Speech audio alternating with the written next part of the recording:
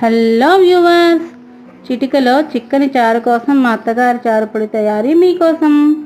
కావలసిన పదార్థాలు: 1 గ్లాస్ కందిపప్పు, 1 గ్లాస్ ధనియాలు, అర గ్లాసు జీలకర్ర, 1 స్పూన్ మెంతులు, 2 స్పూన్ల మిరియాలు, 10 లేక 12 ఎండుమిర్చి.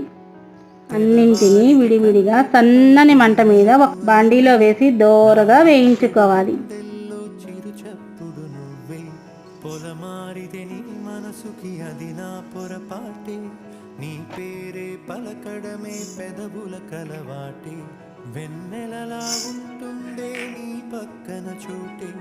వేయించిన వాటిని ఒక పళ్ళెంలోకి తీసుకొని చల్లారనివ్వాలి. ఆ తర్వాత అన్నింటినీ కలిపి మిక్సీలో మెత్తగా పొడి చేసుకోవాలి.